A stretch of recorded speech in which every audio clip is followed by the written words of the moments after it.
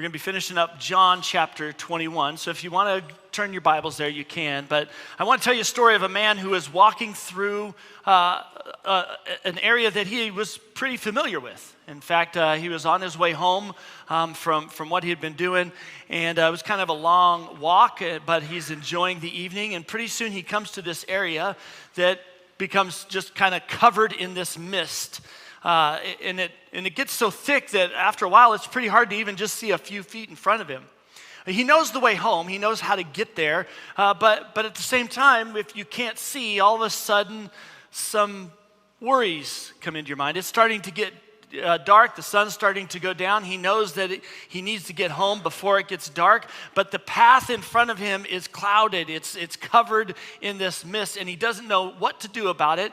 In his mind, he has two different voices going off. One voice is saying, "It's getting too dark. The mist is too thick. You don't know where you're going. You can't see your next step. Just stop where you're at and wait it out." But there's another part of his mind. He's ready to get home. He's ready to get home to his family. And so he begins to wrestle with the doubt in his mind that he's going to make it. At the same time, he's got this other part of him that's saying, just take one more step. Just take one more step. And as he's kind of walking through it, he's about ready to quit. This doubt has been getting louder and louder that he's never going to make it out. Something's different about this moment. And just as he's ready to stop, he takes one more step and the mist is just gone. He can see it behind him. It's like he walked through this curtain and all of a sudden he can see the sun setting in the distance. There's sunlight. He can see that he is just a few inches from the path on his way home. And I tell you that story because that seems to be what many times I feel. And if you're the same, there's these moments where life just becomes so cloudy, or things happen in our lives where it becomes so difficult that this doubt sets in, that we're unsure of what's going to happen next or where we're going to go next. And I think when we talk about, today we're going to just kind of touch on this idea of doubt, because in the next few weeks, we're going to be looking at some big questions and some simple answers to those big questions when we start a series called Why. But as we get ready to finish John, what's interesting is we see this moment where this individual, or actually there's individuals here that we'll see, that have doubt. And if you grew up in church, you probably, like me, you have been told, or at least it's been inferred, that doubt is a 4-letter word. It's like, I know, it's 5 letters. I can spell sometimes. But it's one of those things that, like in the church world, you better not have doubt, because if you have doubt, it's a bad thing.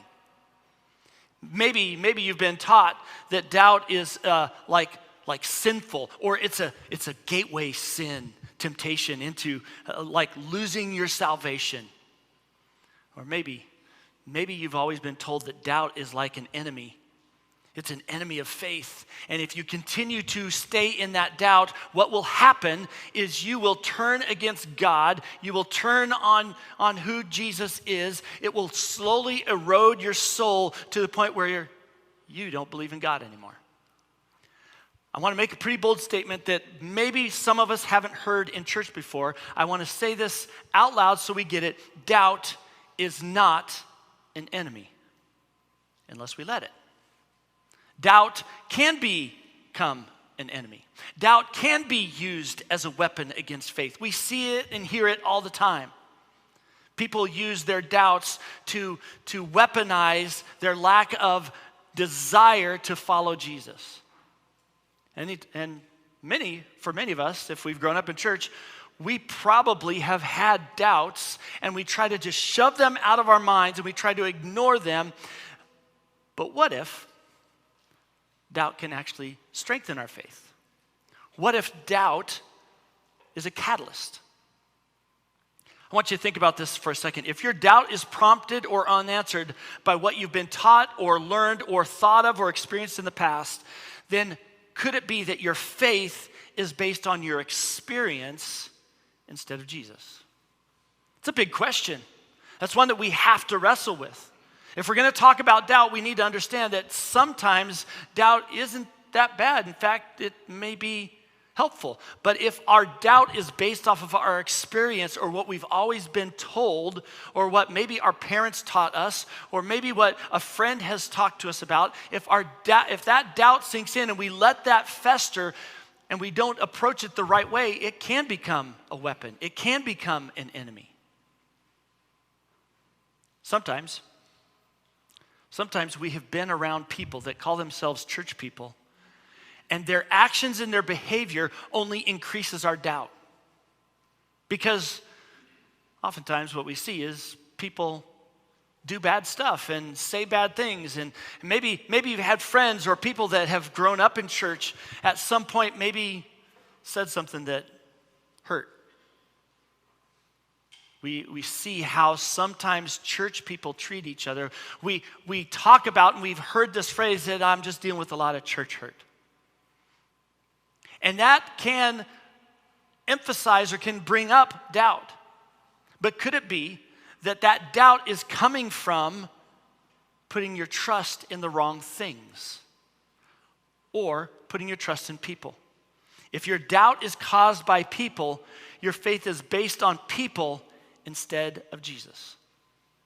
Your doubt is based off of how you see church people acting or people that you thought were perfect or claim to be perfect and they're not, and so we put our trust and faith in people. Listen, I think this is good for us to do. If you're married, you should put your faith, you should have trust in your spouse. You should have trust in your family and your kids. You know your kids are not going to be perfect and they're going to do things wrong, but there's a level of forgiveness and trust that comes in a family relationship. But for some of us, it's the very church people that we have been around. Or maybe it is a previous relationship where that experience, we put our trust in that person and it didn't end up the way we thought it would end up. Could it be that you've been putting your trust in people instead of Jesus? You see how easy it is for our doubts to go in the wrong direction, to become an enemy if we let them.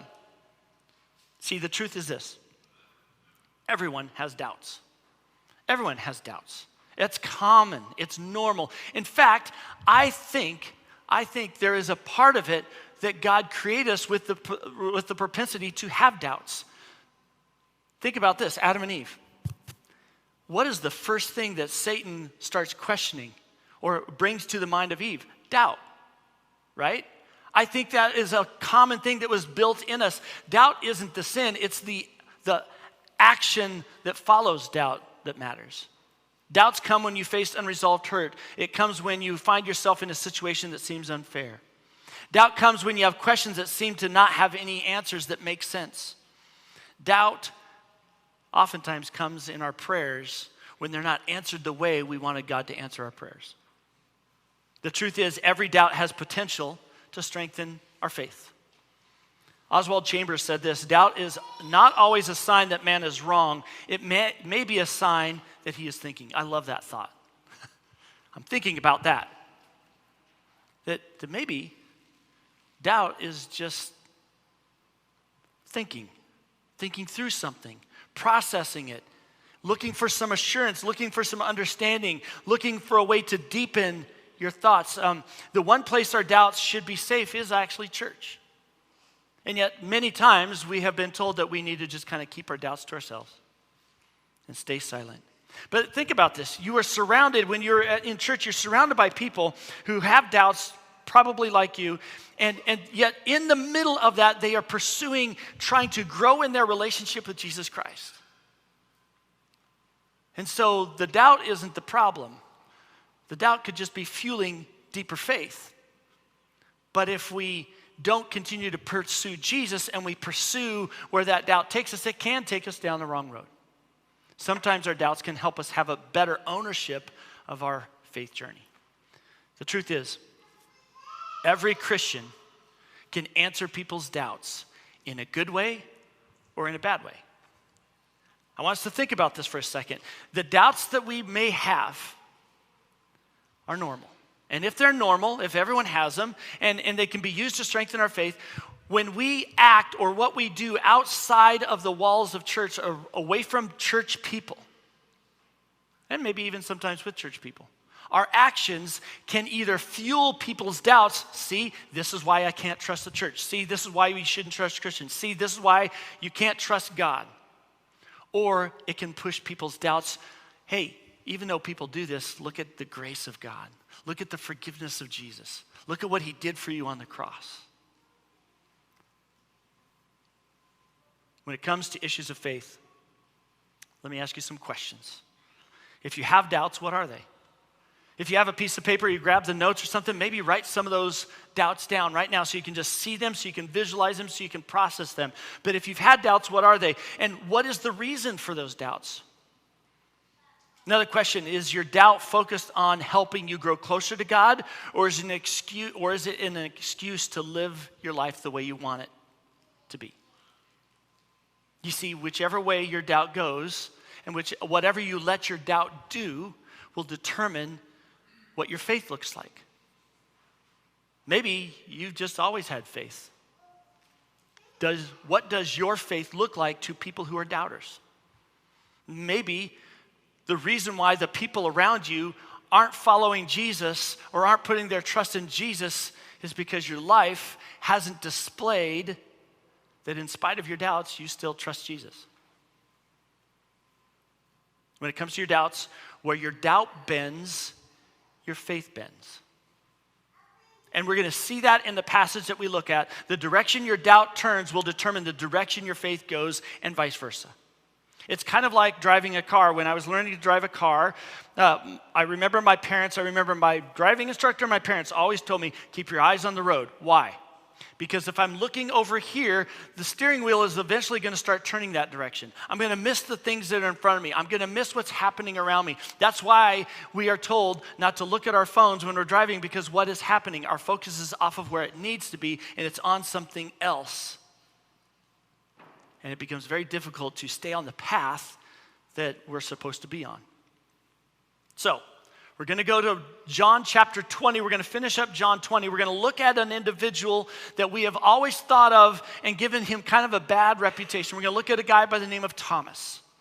And we're also going to look at the end of chapter 21, the end of John 20, the book of John, and see where there's another moment where somebody else has a doubt, but it's kind of more probably relatable to church people.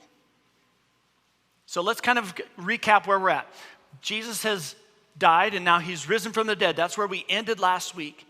And Mary Magdalene, she goes to the tomb early in the morning, and then she sees that Jesus isn't in there, so she runs back to the disciples, and then we remember the story.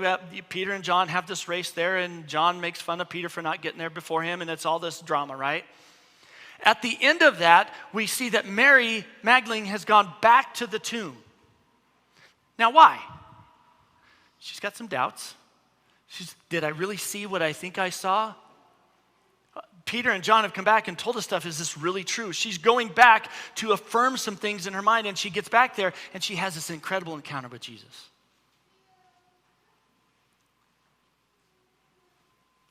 That's Sunday morning. Sunday night, the disciples are all up in this room together. They're locked in. They close the door, they lock it, and Jesus suddenly appears. Now, the only disciple that's not there that we'll see is Thomas.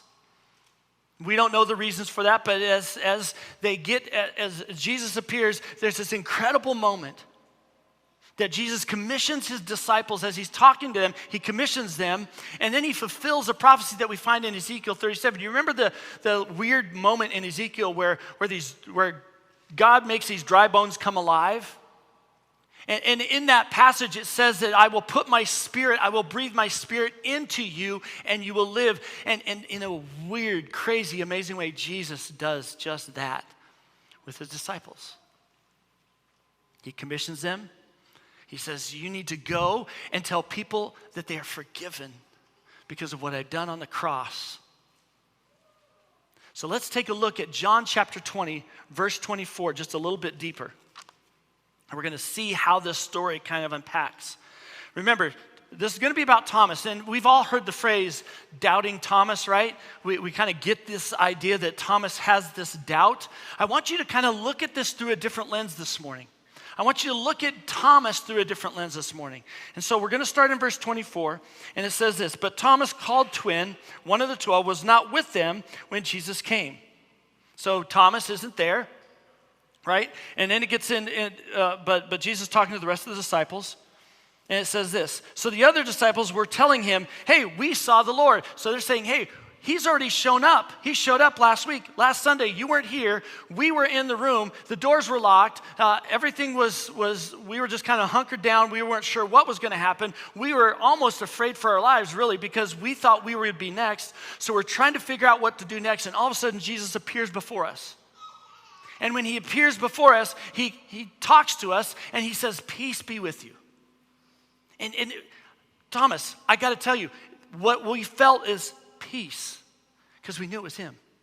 And then he did this weird thing. He breathed at us, like, "Smell my breath." I don't know. But he breathed on us, and something changed inside. We believed him, but now it's different.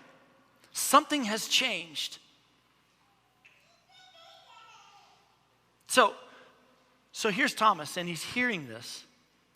And if we look at Thomas as somebody who just walks around doubting everything and never trusts anything, I think we miss the point. Remember, Thomas is the one who just a few chapters before, when Jesus had to leave where Lazarus lived, he had to leave that area because he was going to get stoned to death because the people hated him and wanted him dead. He leaves, and then Lazarus dies, and Jesus says, "Well, let's go back." And the disciples are like, "Oh, well, wait a minute." What does Thomas say? "Let's go back and die with him." He's the one who's standing up for his relationship with Jesus. He's willing to die for Jesus. And now here's Thomas, just a week later, everything is wrecked in his life. And he's trying to wrestle with, I had this confidence and trust in Jesus, but now the mist of all of that's happened around me has now made it more confusing. I don't know if you guys are crazy. I don't know what's going on with you guys, but something's not the same. And I'm just unsure of whether, like, I've got so many emotions going on, I'm not even sure if I trust my own ability to believe right now. And what does he say? Look at verse 25. So the other disciples were telling him, "We've seen the Lord." But he said to them, if I don't see the marks of the nails in his hands, put my finger into the mark of the nails, and put my hand into his side, I will never believe. In fact, some of your versions might use the word, end with the word "it." In the original language, the way this is written, what Thomas is referring to is, it's not that he will never believe in Jesus. He believes in Jesus. He's the one who is willing to die for him. But he's wrestling with, I will never believe that he's alive unless I can see something, unless something happens differently. You see, his doubt is coming from a whole different place. So remember, what happened a week before is the disciples were locked in this room. Jesus appears, and he does this weird thing, and then all of a sudden, we get a week later. So this is a week later. Look at verse 26.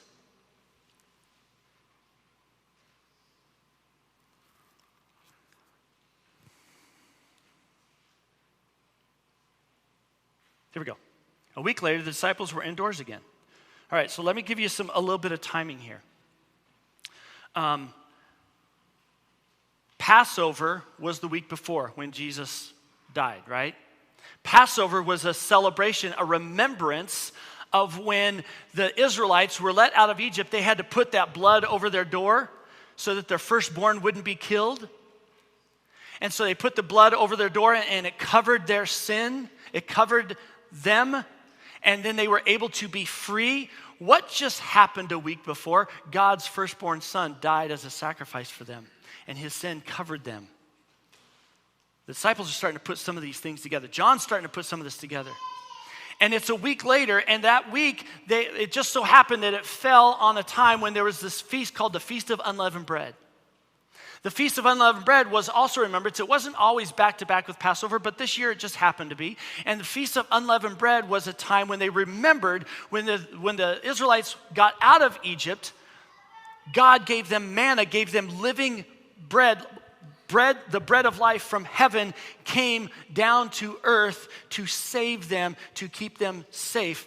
What does that sound like? I'm the bread of life. And so it's a week later.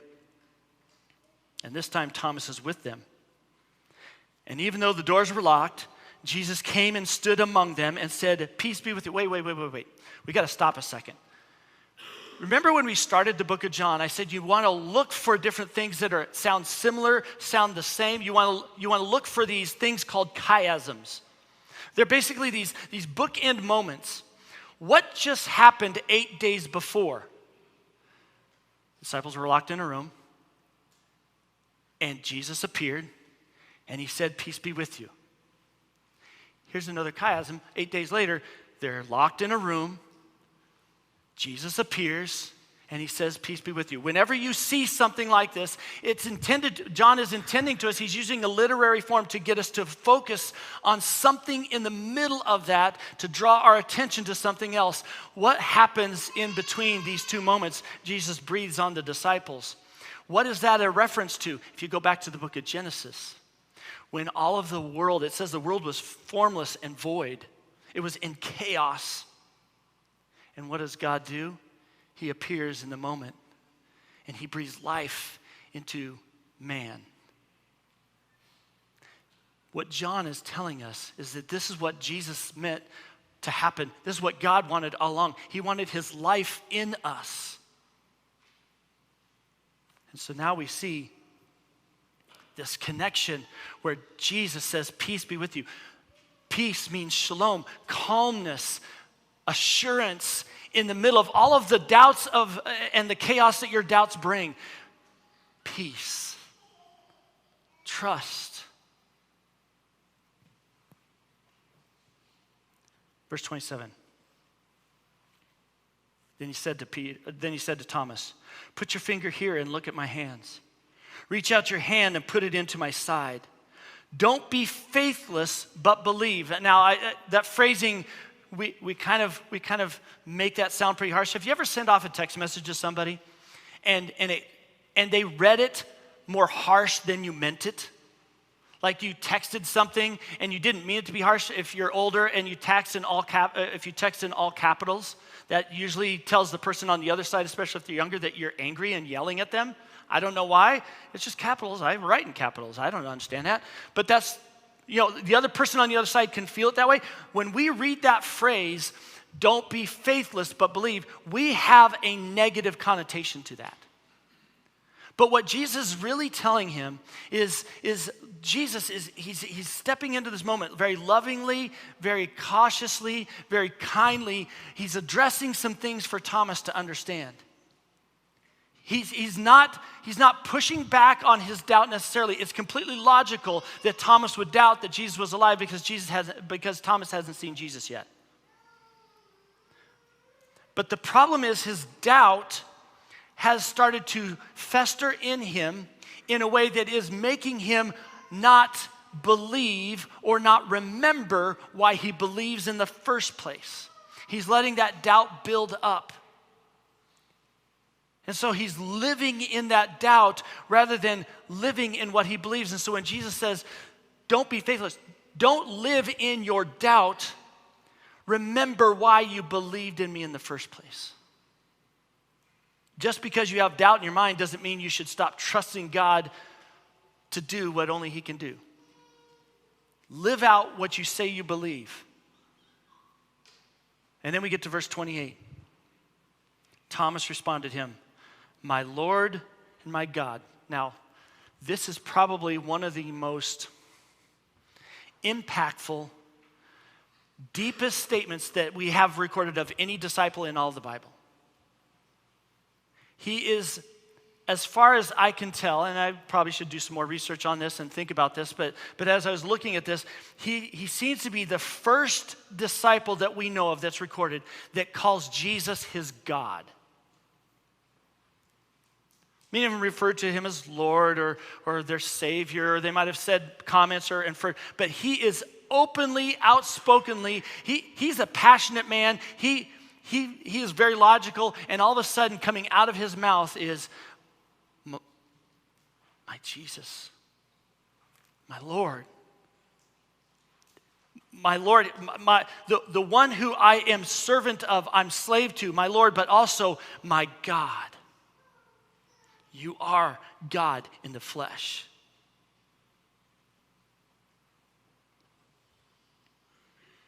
Verse 29. Jesus said, because you have seen me, you have believed. But blessed are those who have not seen and yet believed. What follows this statement from Thomas is maybe one of the most compelling, most incredible statements for you and I today. Because what Jesus does is he says, man, it is awesome. It is amazing that you are able to see and believe, but there are many, many others. There are people in that time who had not seen Jesus yet and they were still believing. But Jesus is even making a bigger reference to you and I today. We have not seen Jesus. That's not something that we have probably done. We see pictures, we can imagine it, we can watch The Chosen 100 times, and every time we see that guy, we think he's Jesus. But we haven't seen Jesus. And yet we believe. It's not just a blessing. It's really how blessed are those who continue to live out their faith even though they don't see me like you have, Thomas. So for you and I, we may still have some doubts, just like Thomas. But when we live out our faith in spite of our doubt, God says, things are going to be different for you. Things are going to look different for you. See, Thomas's doubt didn't disqualify his faith. It was an invitation to get deeper in his faith. And it caused him to have a greater exclamation of who Jesus was in his life. His faith, in many ways, strengthened through his doubt. He grew closer to God. He understood, maybe better than anybody, in this moment, who Jesus really was. We said last week that when you believe in Jesus, everything changes. And I don't think any of this changes this week. When you believe in Jesus, everything changes. It does. But belief is not always weaker because of doubt. Sometimes believing is strengthened through our doubts. And so I go back to one of the first questions. What are some of the things you doubt when it comes to faith? Maybe those doubts have surfaced in your life, and they're meant to through the working of the Holy Spirit working in you, through your seeking the Word of God, looking into the Word of God, through coming together as a church, getting involved in a small group, having discipleship with people that you care about, that are closest to you, digging into what you believe and why you believe it. Maybe those doubts are there in order to strengthen your faith in ways that you never thought possible.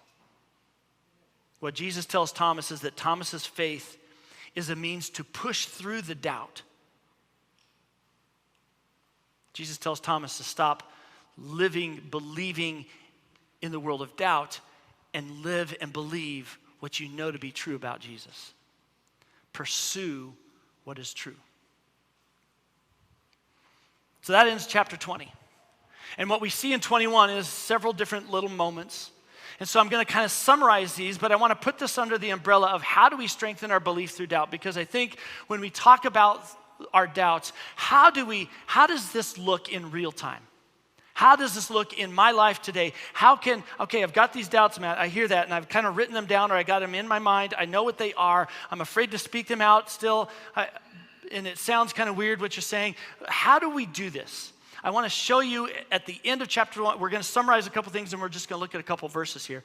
But in it, I want to give you some tools, some things you can grab onto, some handles onto how to strengthen belief through doubt. Here's the first one. Do what Jesus says no matter how you feel. And we see this in the first few verses of chapter 21, verses 1 through 14. There's this really cool moment that Jesus has revealed, after he's revealed himself to the disciples twice, this is the third time he's going to do it. Just so happened that the disciples were hanging out together, and Peter goes, hey, I'm going to go fishing. I'm going to go fishing tonight. And we don't know why Peter's doing that. We can infer a whole lot of things, but a couple of the other disciples say, yeah, we'll go with you. So they all go out and they're fishing all night. And I don't know if this sounds familiar, but they're fishing all night and they can't catch anything. Kai has a moment, by the way. And then all of a sudden they see this figure on the shore. The figure says, "You guys caught anything?" No. "Hey, why don't you throw your net over on the right side?"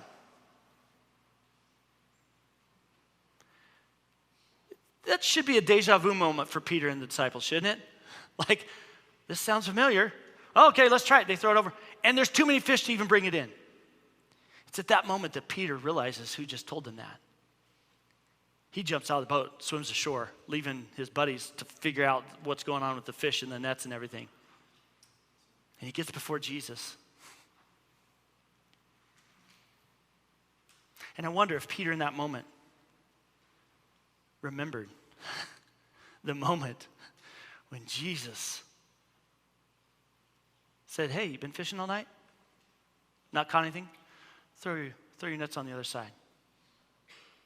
See, it's in that moment that Peter realizes who Jesus is. Peter, maybe he went out fishing because he still had some doubts he was wrestling with.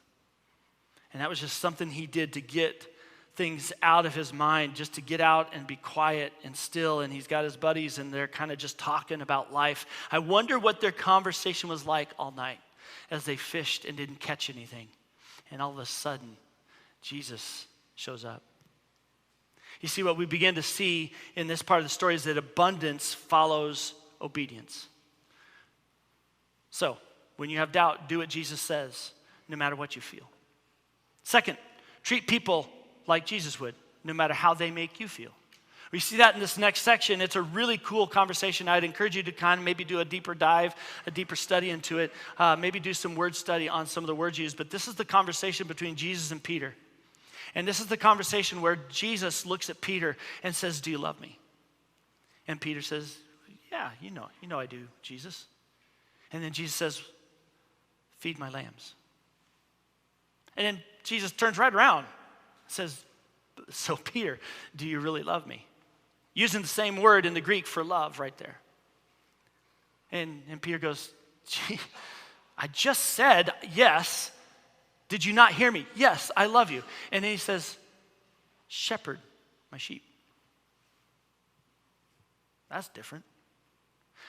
"Peter, do you love me?" Jesus uses a different word for love right there. And Peter, it says that Peter was grieved. Something has convicted him. Something's grabbed a hold of him. He's like, either he's frustrated because Jesus doesn't believe him, which I don't think that's the case, or he knows that something's been going on in his heart. And Peter, as Peter would do, goes, "Jesus, you know everything about me. Of course you know what's in my heart, that I love you." And Jesus says, "Feed my sheep." Now for us, we don't get the conversation very well, but let me sum it up real simple.